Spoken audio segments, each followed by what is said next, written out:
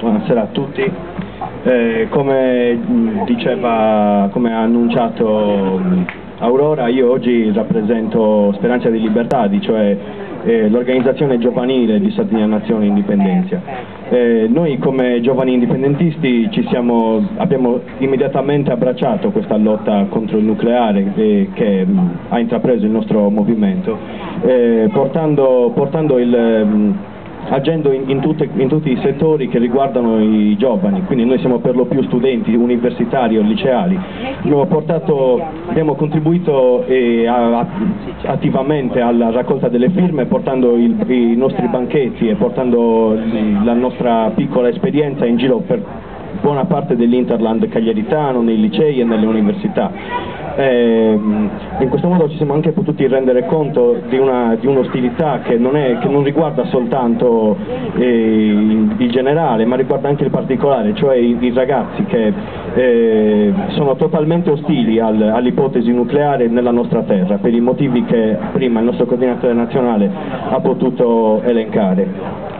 Noi premettendo il fatto che consideriamo i fattori ambientali molto importanti, da giovani ci preme rimarcare un aspetto particolare, ossia quello del ricatto occupazionale.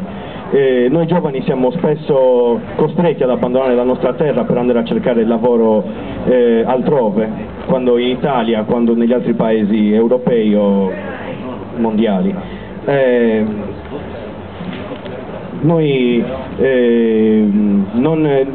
non cediamo al ricatto che ci impongono. Ci vogliono far credere che nelle centrali nucleari vi siano opportunità di sviluppo. Questo perché siamo vittime di un modello di sviluppo sbagliato. L'industria pesante che abbiamo visto ha fallito. Ci vogliono far credere che le centrali nucleari abbasseranno il costo dell'energia e in questo modo il comparto potrà tornare a funzionare. Noi non la vediamo così, perché sappiamo già che la Sardegna è autosufficiente dal punto di vista energetico, quindi un'imposizione del genere sarebbe del tutto inutile. E soprattutto pensiamo che sulla nostra terra si debba insistere sulle energie rinnovabili, quali l'eolico, e l'eolico privo però delle speculazioni e di tutti quei bruttissimi fatti che stiamo vedendo in questi giorni, la vicenda che sta riguardando Capellacci, che sta riguardando Flavio Carboni e altri affaristi di questo tipo. Oltre al fatto che, come si diceva prima, l'uranio è in esaurimento, quindi è totalmente inutile investire in questo senso. Per noi la soluzione è una presa di coscienza da parte di tutti i giovani sardi, perché chi meglio dei giovani può rappresentare un futuro di prosperità. Una soluzione è appunto quella che ci propone